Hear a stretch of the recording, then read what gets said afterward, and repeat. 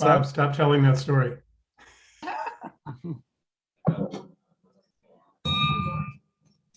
Good morning, City of Lakes Rotary. Good to see you all here this morning. What a great day to be here. We will start with the Pledge of Allegiance. I pledge allegiance to the flag of the United States of America and to the republic for which it stands, one nation under God, indivisible, with liberty and justice for all. And the four-way test in the things we think, say, and do. 1, is it the truth? 2, is it fair to all concerned? 3, will it build goodwill and better friendships? 4, will it be beneficial to all concerned? All right, our reflection today is from Mark Mosman. Thank you, Mark.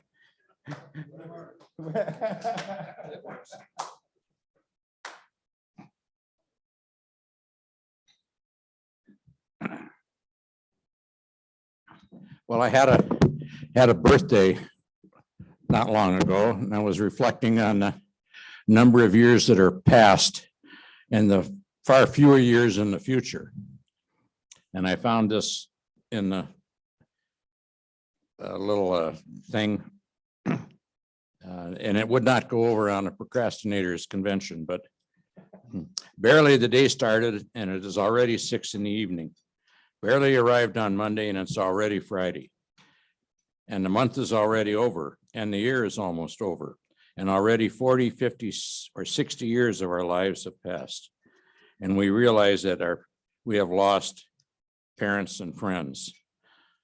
So let's try to enjoy the remaining time. Let's smile at the little things in life that put balm in our hearts. And despite everything, we must continue to enjoy with serenity this time we have left. Let us try to eliminate the afters. I'm doing it after. I'll think about it after.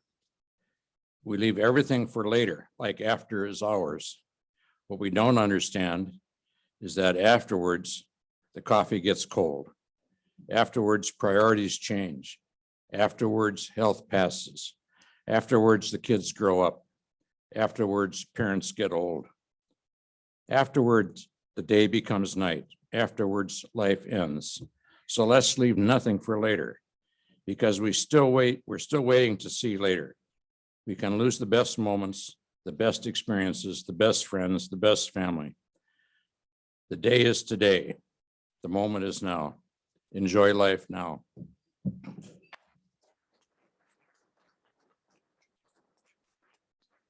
Thank you, Mark. All right, in honor of our speaker today, who's talking about neighbors, rooters, if you want to come up or if you want to stay where you are or wherever you want to be, we're going to sing Mr. Rogers' Neighborhood Song. And so I'll have Brock put up the words. There we go. And, I was shocked, I tell you, that the rooters a lot of them didn't know this song, but here we'll go. We'll try to do our best. Ready?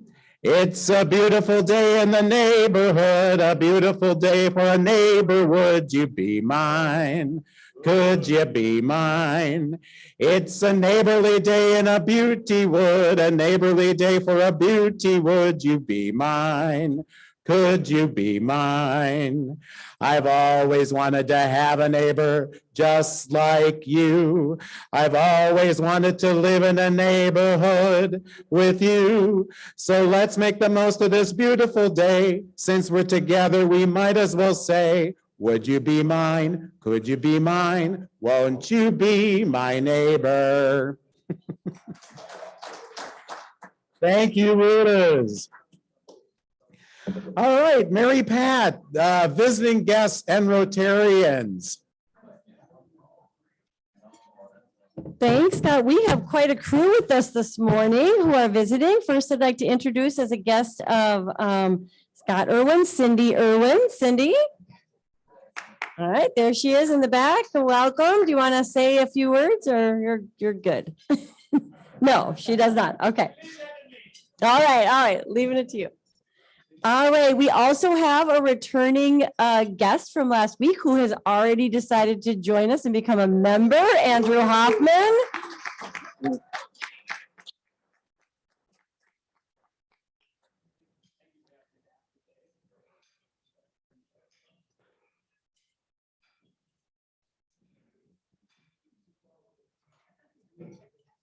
having me back today, and I look forward to joining this club. Hopefully after that 2-week period, it will be approved. I guess time will only tell.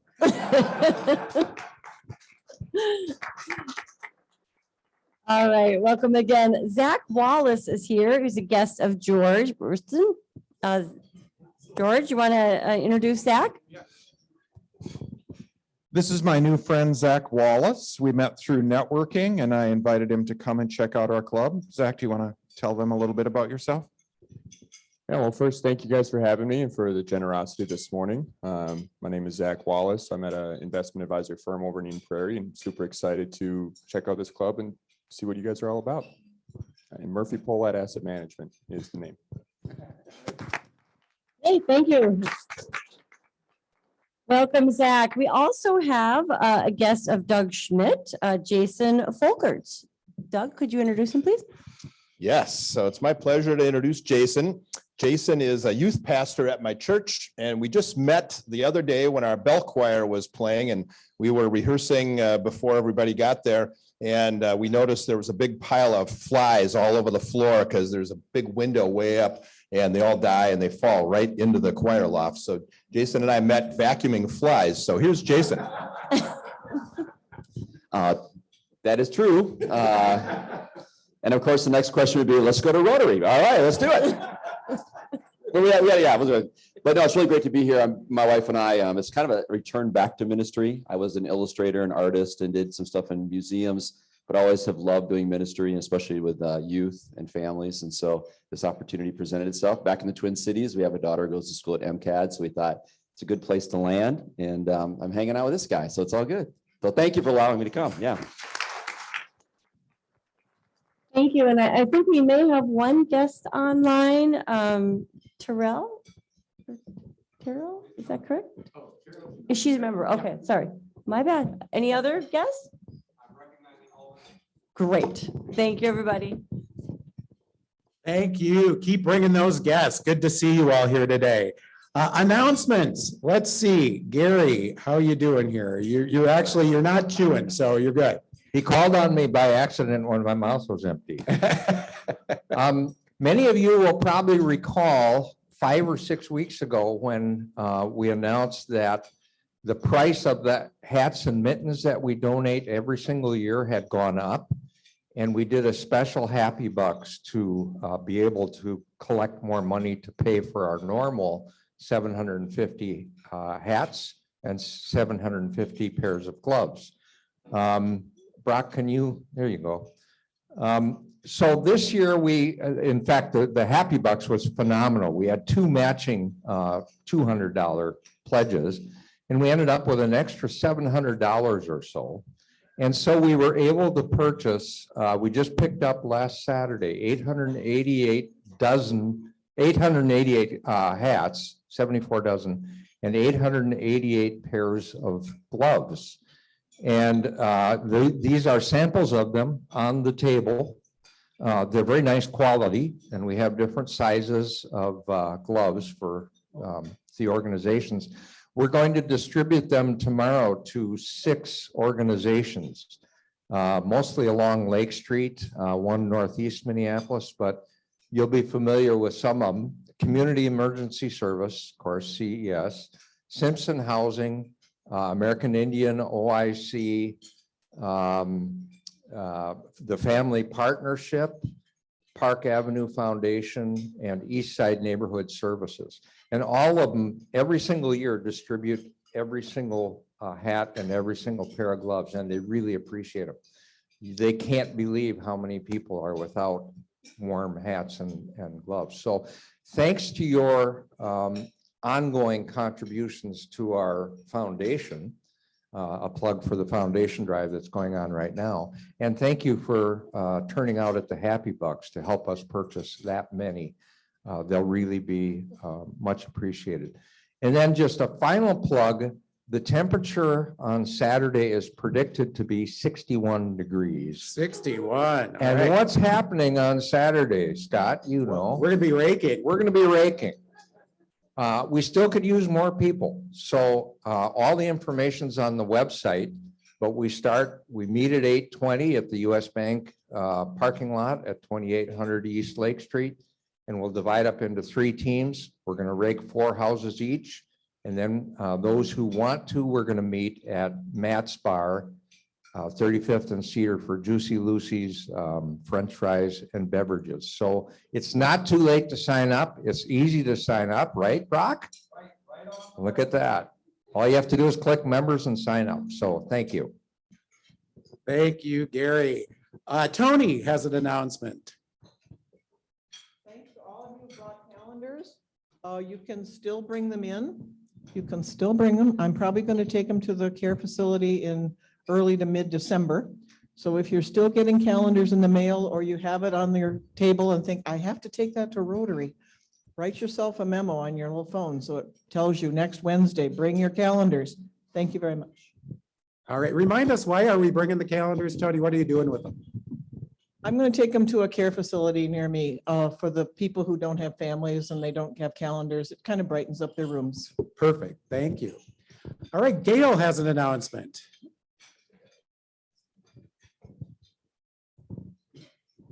Morning, everyone. Just want to remind you of our monthly peer group will be taking place next Thursday, November 11th. We start gathering at 6:45 a.m. and we go from 7 to 8. And again, for our guests and newer members, the peer group is a group of us who get together every month on Zoom and discuss different business topics just to learn from each other. And so this topic is going to be productivity tips and tricks. So I'm sure we all can learn from that and also have some that we can bring. So if you would like to come and don't have the Zoom link, contact me at gail@gailnoakes.com. Thanks. Thank you, Gail. All right, Bill. Yeah, I'm happy to announce that the district grant committee approved the Rio Zoo High School $30,000 grant that we've been Nice. working on with the Rotary Community Corps. So we're on our way. Good job. Congratulations. Thank you, everybody who is working in international. Rob Scarlett. A brief announcement from the co-chair is that tomorrow night there will be a fundraiser for Engineers Without Borders, our partners in the project that Bill just referred to. It's at La Doña Cerveceria, which is in the near north side. If you know where International Market Square is on Glenwood, you just go a little bit in town from there and out away from town there. And it's easy to find on the internet. If you have any doubts, call me and I'll give you directions. And what time is it? It starts at 5 o'clock. 5 o'clock tomorrow. All right. Any other announcements? I did want to announce that the forms are out via email to donate to the foundation. Anything you can give is appreciated. We try to get 100% of our members to donate something. So take a look for that and hope you can contribute to the foundation. We would appreciate it. All right, I don't see any further announcements at this time, which must mean it's time to talk about the Iowa-Minnesota football game. Okay, so thank you, everybody. On your table and in an email last night, you should have received the foundation pledge form for the Iowa-Minnesota Pigskin Classic.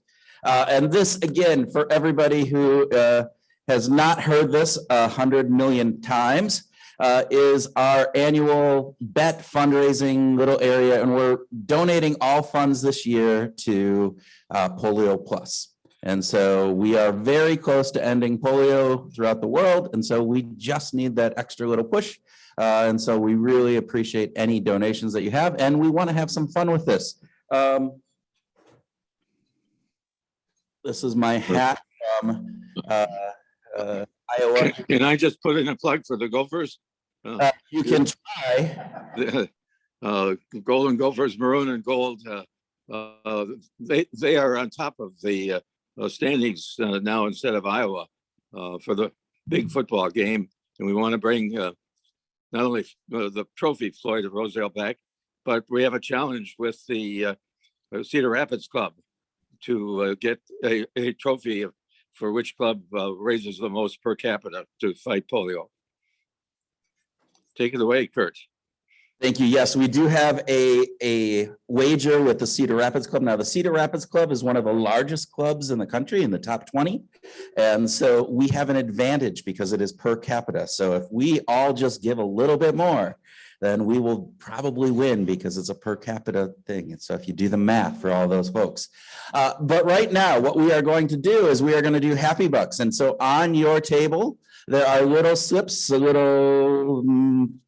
little slips of paper. If you give to Happy Bucks, we will enter your name into a drawing. And this week, not only do we have George Brewston's honey, but we have Carol's honey as well.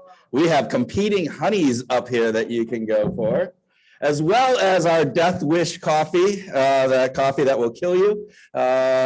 Must be from Minnesota, and Montessori caramel assortments. So we have lots of wonderful things. So I'm going to be going around. Do we use that microphone? Okay, and I will be coming around here. That's perfect. All right. Anybody here? Come on, get some money out. Get some. Who's happy? Who's happy? All right, Russ. I am really happy to welcome our speaker today, Claudia Sheddock, who I know as Claudia Everts, and she is a Gustie. So we've added an advantage today. So welcome, Claudia. Appreciate it. All right, fantastic. Make sure you put your name down. I'll come back and pick up that. I'm happy for a lot of reasons, but one of which is I have my friend Terrence back again today. He's been, mired down with COVID problems at Edison High School and hasn't been able to make some of the meetings, but Terrence is back with us. I'm a bit conflicted. My grandson is attending the University of Minnesota. He's a huge Gopher fan, but he's from Bettendorf, Iowa. So I'm going to contribute something to the Happy Peace Fund. Thank you, Rob. All right. Who else here? Mr. Nelson, you don't want to say anything? That's really strange. Tom. Yes, I'm happy because my oldest granddaughter, 15 years old, she is in a cheerleading team and they go to a national championship in Florida. National championship. Congratulations. All right. Oh, here we go. I guilted some people in the front table. Keep it in the family. Yeah, there we go. I'll remember this at Christmas. Yeah, thank you. All right. Oh, we have one more over here. Oh, sure. I like these. Just giving me money. Okay, here, I'll pick that up later. And I'll take this. This is hard. Here we go. Who's over here? All right. I just wanted to let you know, King signed a snow removal contract for the first time in our life, so he doesn't have to use the snow blower this year. Here's $20. Oh my gosh. I think that's probably the best Happy Buck all day. And I'm happy that it's going to be 60 degrees on Saturday. If you guys want to enter the contest, write your name down. All right. Okay. Oh my gosh, Doug.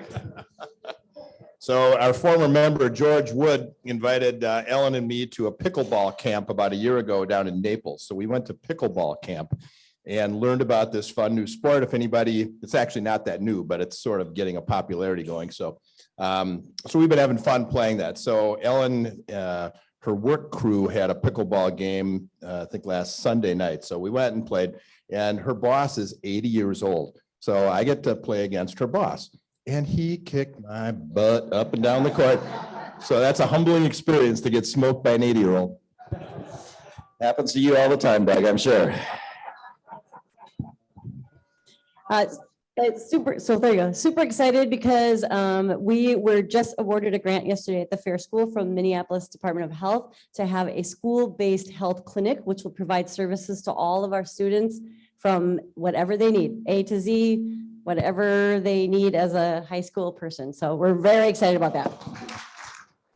Fantastic. That might actually beat King win the snow service. There we go. I'm happy because I got the Moderna booster yesterday. And 3 years ago, when I got the flu shot at work, the nurse said, well, you're over 50 years old. Do you want to have the shingle shot too? And I'm like, okay, whatever. She's like, which shoulder do you want it in? I said, the left shoulder. I didn't think about the fact that I sleep on my left shoulder. I didn't sleep for 3 nights after getting both those shots in my left shoulder. How are you doing with any there? Moderna, good? Want to say anything, Dick? All right. All right. Anybody? Oh, we have more over here. Dean. Yeah, in a couple of weeks, I'll be going off to Mexico, and actually Gene and Guy are joining us. There's a group of Rotarians going there for scuba diving, so looking forward to that. Ooh, fantastic. Anybody else? Up?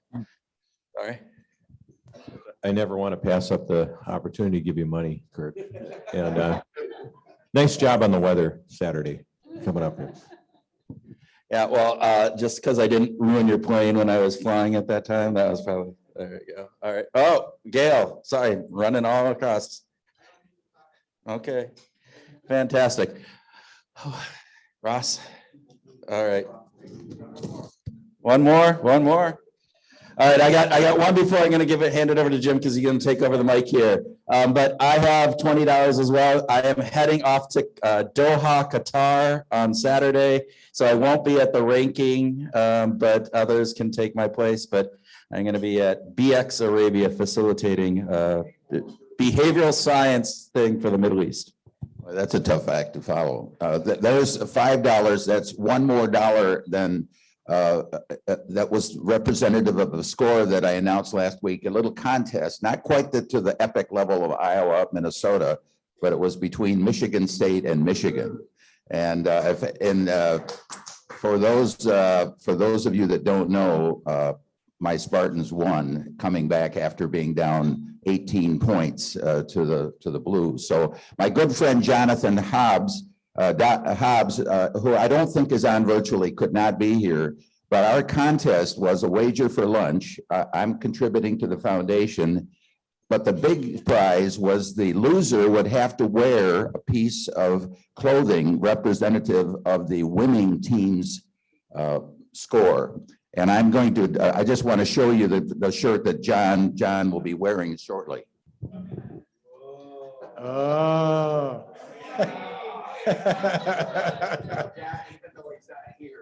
This is what he'll be wearing sometime in the future. Hopefully, maybe at the same time we celebrate the Iowa Minnesota game.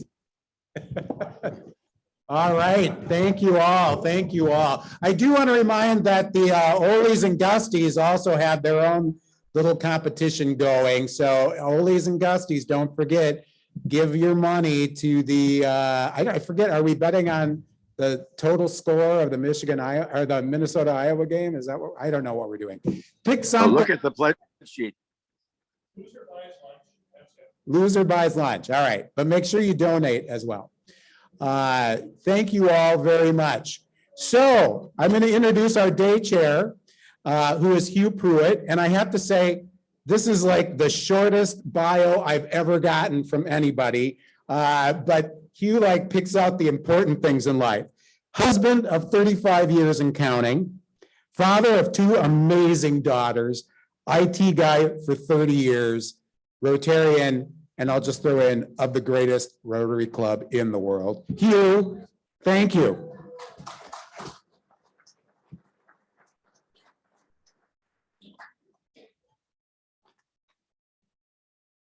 So it's fitting to have that kind of a resume, because Claudia's resume is the kind that makes me feel like I really need to go back and live my life over again, because I have wasted so much time. It's 7 pages. I had to highlight it just to get down to the things that I wanted to tell you. So I think you guys already know that she survived Gustavus Adolphus College and went on to get her doctorate in psychology at the University of Minnesota. And she also is an instructor at the education department at Augsburg College. She's an adjunct professor at the graduate school at St. Mary's University. She's a private music teacher. She's a music director. She is, this just goes on and on and on and on and on and on. She's currently the founder and board chair of Be That Neighborhood Charity, but she's also the founder and manager of the Mill City Players. But she's also a committee member of the Task Force to End Street Homelessness in the Downtown Council here in Minneapolis. And she's also the co-chair of a member and subcommittee of daytime activities in the Downtown Council. She's also the founder and manager of the District Singers. She's also a blogger and columnist for the Mill City Times. She's the founder and leader of Yoga in the Park in Gold Medal Park. She's a tutor at YouthLink, and she's a mentor for colon patients, colon cancer patients. And I think I have more pages. She has a section in her vitae called Courses Created. So this is somebody who just has boundless energy and who has really, really dug into life and done a bunch of wonderful things. And she's going to tell us a lot about that this morning. Welcome, Claudia Kiddick.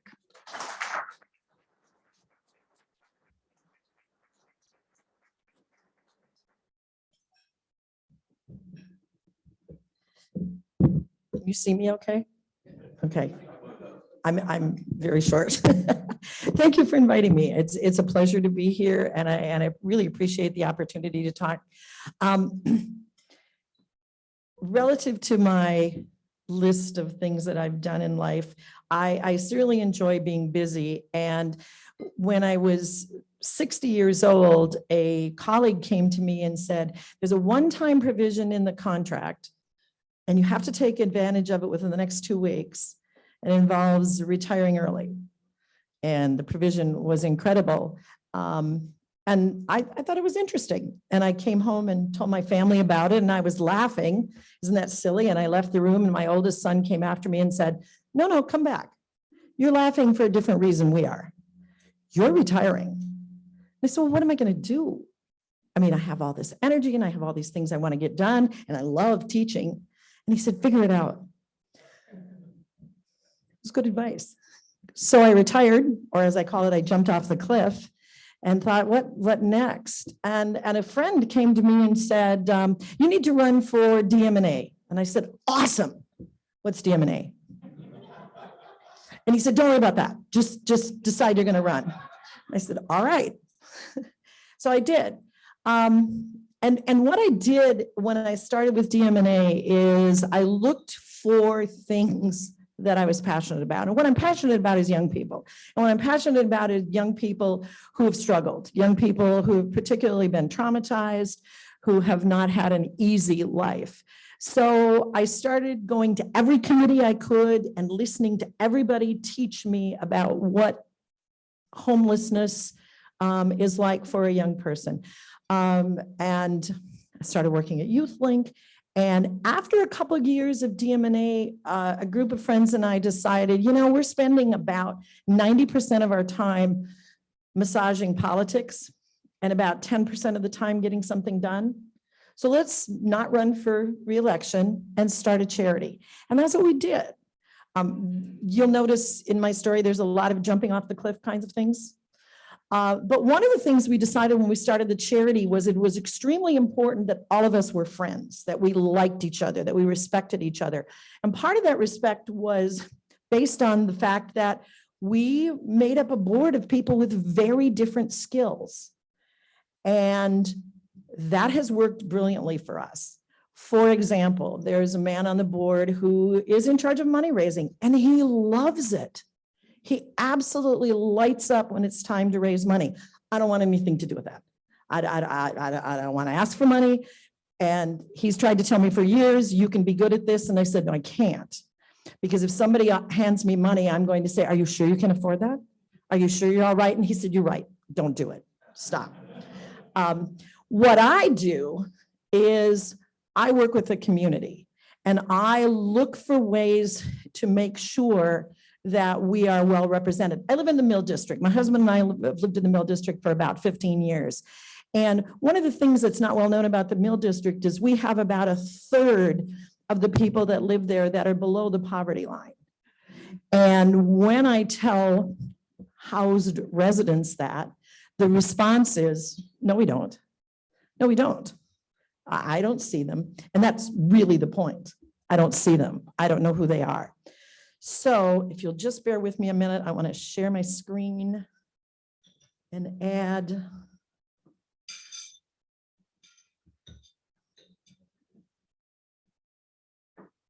Okay, I'm going to need technical help here.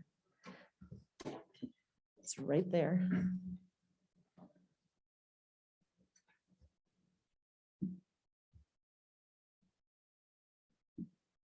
There we go. Thank you.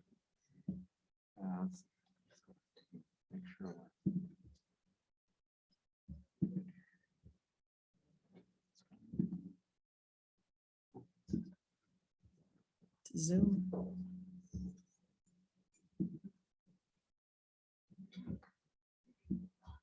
Right? We got this. We got this. There it is. This one. There it is. There we go. Yay. So we started our charity in 2015, as I said. We started as Friends of the Mill District. And we spent about the first year and a half explaining to people that, no, we didn't mean to limit it to the Mill District. That was just a name we came up with. And so we then morphed into Be That Neighbor, which really is about our mission. What we are concerned with is connecting people. And the first project that we started has turned out to be our most successful and is incredibly fun. I run with a group called Mile in My Shoes. I don't know if you've ever heard of Mile in My Shoes. We go to homeless shelters twice a week and run with people. And during that time, I struck up a friendship with a man who said to me one day as we were running through our neighborhood, you need more music here. This neighborhood doesn't have enough music. I said, great, what do you have in mind? And he said, how about a choir? Okay. Made an appointment to me at McPhail, went the next day to McPhail and said, what do you think about helping us start a community choir? And McPhail said, what do you think of JD Steele? And I said, oh, yeah, that's okay. We could take JD Steele. So we started with a 6-week trial and advertised it all over the community. I was in charge, obviously, of making sure that the people below the poverty line also knew. Part of our mission also is we never charge. There's never any auditions. There's never any impediments to coming. We started with 29 singers. And we now rehearse 30 weeks a year. We have performed virtually everywhere in Minneapolis, from the Ordway, a couple times at Orchestra Hall. We performed at a fundraiser for this, the Super Bowl was here. We've done all of it. Pandemic was a little bit of a challenge, but we're still standing. We started with 29 singers. We now have over 300 on our roster. Yeah. And, it's because we're all adults and we all have adult lives. We average, 50 or 60 people that come for rehearsal. The Guthrie got involved early on, again, because I asked. And they said, okay. And they give us a rehearsal room every week for free as being a good neighbor. So that is an amazing, amazing part of what we do. My favorite story about making sure that people below the poverty line are part of it is often after a rehearsal, I will have a neighbor say to me, it's really too bad we don't have any people experiencing homelessness that are singing with us. And I said, there were 7 here today. Well, I don't know who they are, point them out. Which of course is the point. We don't care that you know who they are. We care that we sing together and we care that we're a community. So just briefly during the pandemic, when the pandemic started, JD and I said, this isn't going to be a big deal because we're brilliant. So let's just take a hiatus. And I said, a month will be more than enough time. And he said, nah, let's be safe. Let's do 6 weeks. Brilliant. When it was clear that it wasn't going to be over in 6 weeks, JD and Fred made a number of rehearsal videos that we sent out for people to sing with. Then we started singing on Zoom. And I don't know if you've ever done singing on Zoom, but you can't. There's a 1.5 second delay. Well, we sang. I mean, we all did mute and JD led us and we kept singing and we kept the community going. As spring was coming on, again, a singer said to me, why don't you think about rehearsing in a parking lot? Okay, sounds interesting. And I was literally walking around our loft thinking, parking lot, I don't know where I'm gonna find one. And I looked out the window and outside of our window is a parking ramp for one of the University of Minnesota buildings. So I have a friend who's a professor there and I said, what do you think? And she said, oh, don't ask them. No. So of course I asked and the man that was in charge is part of the choir. And he said, awesome, yeah, use our parking lot. So we spent 2 summers rehearsing in a parking lot, socially distanced, doing the whole thing. The point was we kept our community together. We kept singing. We kept in contact with one another, which is incredibly, incredibly important. Another project that we did that I am particularly proud of is we started a theater group and we hired amazing people to lead the theater group. And we brought together a group of kids from YouthLink who were who were actually living on the street, and kids from the Cedar Riverside community. Now I'm a child psychologist and my specialty is teenagers and my specialty is trauma.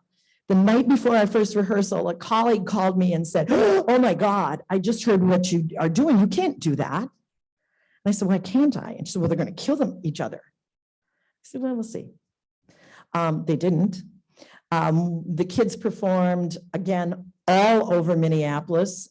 We had 3 performances at the Guthrie, on the Guthrie stage. And here's the most fascinating thing about it. We currently do not have a Mill City Players program because everybody's working, everybody's housed, everybody is involved in some way in changing their life. Am I telling you that this theater program was the thing? I'm not, but it was one more thing. And it was one more connection. That connection was the most incredible thing. One of the fascinating things about working with kids who are experiencing homelessness is that they miss that. They don't have an adult connection. So the first thing that happens when I'm in their lives is they say to me, why are you doing this? Why do you keep showing up? Why do you care? As I have 2 sons with my own sons when they were that age. Hi, how you doing? Did you eat breakfast this morning? Why do you care? Well, because it's important. Did you eat? No, I didn't. Well, let's go get some breakfast.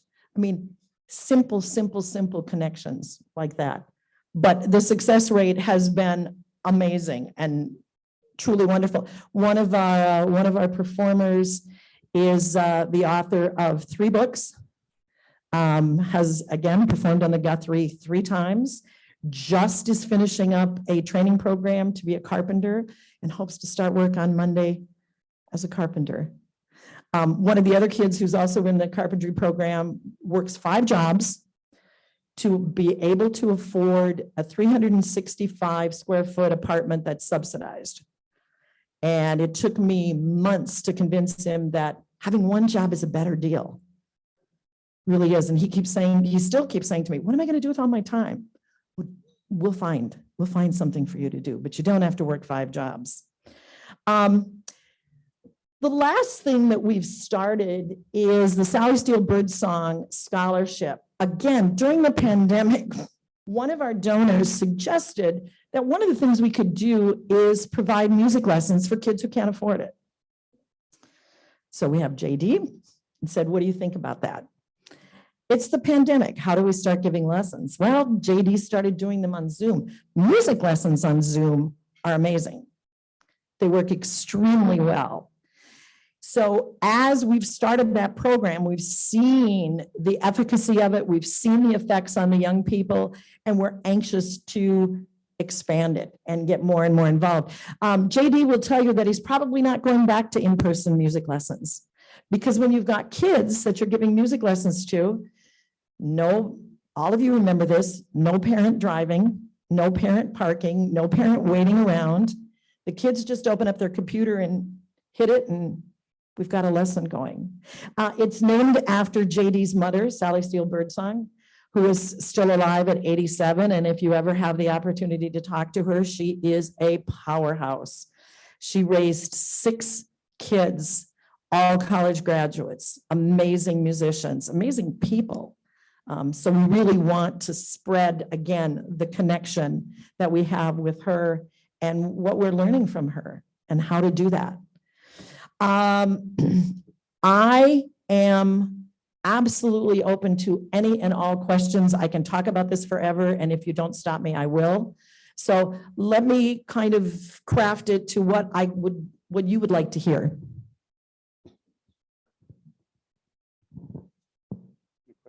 Claudia, thank you so much for your work. You referenced that you referenced that you know the outcomes for these children, and I'm not implying in any way, shape, or form that outcomes, tracking that is pivotal to, funding or any kind of success Sure. like that. I am curious though, is one of your complementary skills that somebody has staying connected with this very transient, what I would think of as a transient community. Yeah, I absolutely stay connected with them. We have long involved discussions online. Again, the pandemic has been problematic, but we just morphed into talking to each other online. And we have many, many, many long discussions. In fact, when the verdict was coming in on Derek Chauvin, I was online with 3 of my kids because they were nervous and they were scared, and they're kids of color. And there are kids who've had some pretty horrific experiences on the street. So we stayed online. Did I lose my, can you still hear me? Okay, we talk all the time. And again, that connection is really essential. And it's something that I've learned too, as a parent and as a psychologist, all the things that we did as parents, the things we did when we were driving kids places, the dinner time conversations, the kind of common sense things that your kids just get exposed to day after day after day. You don't get that when you're on the street at age 8. And one of my girls was thrown out of her home at age 8. So imagine the things that she missed. Imagine the things that she doesn't know. She's very bright. She's amazing, but she's just missing stuff. So I mean, the things like, what are you wearing to your interview tomorrow?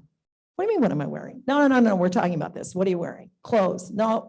Which clothes? Are they clean?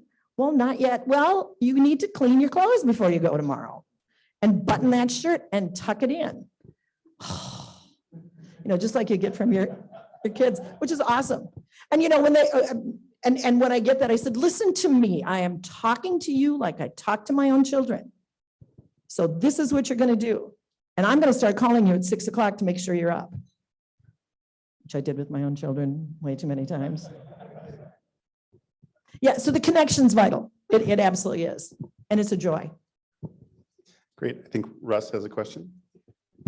I do, Claudia. You use the arts as your key We do. to do this. Some organization use sports and boys and girls clubs, et cetera. What other frontiers are out there? What do you talk about when you get your group together about a strategy to be broader? I referenced earlier the jump off the cliff strategy, which is kind of what we do. We come up with ideas. We're very aware that we're a small charity and that our bandwidth is limited, and we're an all volunteer group. It's one of the things that also makes us extremely compelling to grantors, that we have no staff, nobody gets paid. 100% of the money that's donated goes straight to the programs. That's it, 100%. So we're very aware of those constraints. So we look for ideas and we look for what we can handle. And of course, the great frustration, I know for all of us during the pandemic, is things had to narrow. We couldn't do the theater program. I had just started to recruit for the next class of the theater program. Can't do that. And I mean, also know with the pandemic, it was like, okay, well, maybe next month. Okay, well, maybe next month. Well, maybe not next month. Yoga in the park. Yoga in the park is interesting. That has also faded away because everybody copied us. So for 4 years, we did free yoga in the park every Saturday morning. Again, everybody's welcome to come. And by the time we quit, there were 4 new yoga in the parks, in our park, which is, yeah. And again, one of my friends on the board said, maybe we don't do it anymore. Other people are doing it. So we're looking for new things to do. And hopefully the pandemic, we're on the other, I won't say anymore. That'll curse it, right? Greg has a question. This organization has done some things around food insecurity, and we've had loaves and fishes Yes. in. A number of us are doing things there. I think food insecurity is a big issue. I'm not aware of them having anything in the Mill District. Are you doing anything around feeding people, which to me is kind of the base of Maslow's hierarchy of needs? Absolutely. Thank you for asking about that. One of the things that made the Mill City Players a success from the very beginning is we fed them. Every time they rehearsed, we fed them. And the first year, it was people from the neighborhood. People would bring in food, the great potluck. Here's dinner. And as we went along, that was one of our bedrocks. And again, it was for me and the adolescent thing of, I'm not working with a room full of adolescents until they've been fed. We're feeding them first. So we did that. There is also, First Covenant Church has now a 24-hour a day shelter in the basement. And pre-pandemic, we would volunteer and take food there and be part of that. We're hoping to revive that as soon as we get the okay from First Covenant that we're ready for other people to come in. But other than that, no, I don't know of any programs. And I'm thankful that you brought up food insecurity. It's huge. It's absolutely huge. All right, Hugh has a question. I'm wondering if this is a thing. You're mentioning that you're interacting with these folks, many of whom may be homeless, through their phones and computers, et cetera, et cetera. Is that masking part of the issue about homelessness, that these people are perceived to actually be connected and being basically at a better place than maybe they actually are? It seems like a weird juxtaposition. Yeah, one of the things about being homeless is your phone is absolutely the difference between life and death. So everybody has a phone and everybody is on their phone. And pre-pandemic, we were meeting. We were having face-to-face, and we still do. I always put it on the kids of, do you want to talk online or do you want to meet? And we're starting to meet again, but they're like all the rest of us, they have some concerns about the pandemic. And again, if you are working 5 jobs and you get COVID, it's bad because there aren't any sick days in those jobs. So I'm respectful of their space and what's happening there. Yeah. Would I prefer to do everything in person? Yes. Yes. But I also prefer that we stay connected however we can. Any other questions? Oh, I see Rob has a question. Thank you. First, I want to thank you very much for coming here, and thanks Rotary for bringing you here. And I'm just amazed at your stories about how to create community and how important that is and how relatively easy it is. And jumping off cliffs, we can all do that. Gravity is in our favor. But back in May, we had someone here named Gabriel Claudis. Have you heard the name? She runs a program called Settled. And her admonition or advice to us was that when we walk past or drive past on a curb, a homeless person, that we actually make eye contact with them. I just wanted to, and the Settled idea is they found property owned by churches where they're having mini houses or whatever you call them, and they're creating community. It's not enough to have housing. You have to have community. So what I was so impressed, and maybe you could comment further on this idea of creating community, relating to people one-on-one as other humans, and what a huge impact that apparently makes in their lives. Thank you for the question. As I talked about the beginning of my work and going to all these meetings and listening to people, one man who became my mentor really taught me the way to do this. And obviously, I have a lot of experience in talking to kids, but I had never worked with anyone experiencing homelessness. And he said, the first and most important thing when you approach someone is to say, hi, my name is Claudia. I don't think I caught your name. Something that you do with anybody else that you'd meet up with. So you do it with someone experiencing homelessness. He also was very, very clear to me not to hand out money. Don't do that. Because what it tends to do is mean that people don't come in for the services that can actually help them. So it got to be kind of a joke with us when he'd see me on a weekly basis. He'd say, how much money did you pass out this week? I'd say, not much, some. Little bit.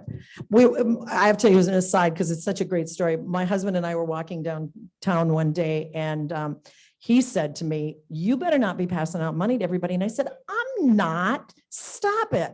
We walked by a man who said, hey, Claudia, how you doing? And my husband looked at me and said, you want to try that again? I also carry with me, food. Okay, protein bars, things like that. I have them in my car. So when I'm on and, leaving a freeway, I pass out protein bars. I also have some cards that you can get from St. Stephen's that have where to call. So here's a card. Call. You can get a meal here. You can do whatever, and that's a way to start. For many years, when I was working at YouthLink, again, interrupted by the pandemic, I would make chocolate chip cookies when I got up every morning and take fresh baked chocolate chip cookies and walk there. And many of the people experiencing homelessness knew my route and would kind of be standing there. You have any cookies? Help yourself. One guy said to me, these don't do me any good without milk. I said, I agree with you. I'm just not carrying milk. So that's up to you. It's the human stuff. It's just the stuff that we do every single day with every other human being. I mean, it really, really, truly is. And that's, the comment about the arts too. That's why we really, really glommed onto the arts, because again, is there any doubt that music lessons, that theater lessons, that any of these experiences were bad for your kids growing up? Then they're good for every kid. I always tell people that this hidden secret of the Mill City Singers is I started it and I manage it because I need it. I need to be there every week. I need to walk out feeling good and happy and optimistic. And God, I got to tell you, JD has the magic to do that. No matter what's going on in the city, we walk out feeling optimistic, which is pretty magical and pretty amazing. And we laugh a lot, kind of like your group, I'm getting the impression. Laughs a lot. Here at Rotary, we kind of pride ourselves and talk about being people of action. That clearly seems to be a motivator for you, and you're a great example of it. Any advice for those of us that are, we're trying to be people of action, but we're also, busy with family and jobs and kids and everything else. What are, things that we can do, to help live up to that life? That's a great question. And I think it's something that we all struggle with from time to time, trying to figure out how we do it. I think the thing to keep in mind that's ruled my life is obviously in my 20s, I was going to change the world and, get rid of homelessness and racial strife and all those things. And it didn't happen. But what did happen was that I started to see changes in people that I knew and worked with one-on-one. And so I think the narrowing of, we as you saw maybe on the first slide, our subtext to our name of Be That Neighbor is be that one. Be that one person that stops and talks to someone, that says hello, that hands out a protein bar. Again, we were walking not too long ago and this man was coming toward us, obviously psychotic, obviously not doing very well. And he saw me and said, you help us. And I said, oh, okay, I do? And he said, yep, you get a pass, lady. you're one of the good ones. Which was amazing. And he walked by and my husband said, how do you know him? And I said, I don't. I've never met him before. But it's just that one-on-one and that being present and that understanding that these are people, but for a bend in the road are you and I. I hate to think of the number of times in my road that it could have gone awry. Any other questions? Questions online? No questions one. online? There's in the There is chat. one. Oh, no, that's not it. Okay. All right. Well, I represent the hook. I know when I'm done. Don't go anywhere quite yet, but I am the hook. So thank you so much. Thank Thank you. you for the insight. In your honor, we're going to donate a book that we're going to have you sign Awesome. to Way to Grow Awesome. for child. And we've got a bookmark for you to have as a members of today. This Thank is from you. a group that we work with in Haiti. Lovely. Yes. Thank you so much. Yeah, thank you again. Appreciate it. You bet. Thanks.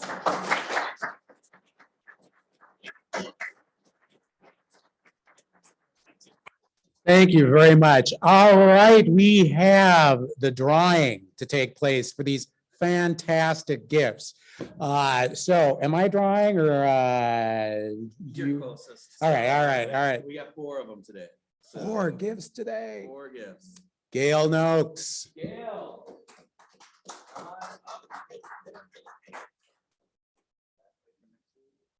Two different honeys, caramels, or Death Wish coffee. There you go. I just have to say, I'm taking Carol's honey because I already have Jordan's. All right. Not to show any favoritism. Next, we have Tom Tamura. Tom.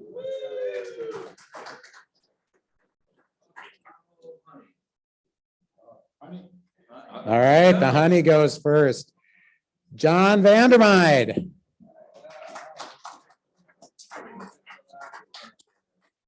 While John's coming up, we got the last one. Cindy. All right. Congratulations to all our big winners. I'll give you this. Here's my pledge. All right, thank you. If you have a pledge sheet, fill it out, leave it on your table. I will come and pick them up afterwards, but please fill this out. Fill this out. Fill this out. And if you're, Otherwise, Dick Hall's gonna have to come and like arm wrestle you next week and I'll be gone. and if you're online, you can pledge online as well. And so make sure you go to the website and pledge on the Give Butter site. I want to thank all those who participated today. Dick, thank you for being our greeter this morning. Kurt and Bob Minish, thank you for doing the Iowa, Minnesota shtick, which we all love so much. Mark, thank you for doing the reflection. Hugh, thank you for being our day chair today. Brock and Ross, as always, thank you for your great work. Mary Pat, thank you for checking us all in and taking care of us. Next week, we have Ron Wirtz, who is Regional Director of the Federal Reserve, talking about the current business conditions in Minnesota. So until then, you all have a great Rotary week.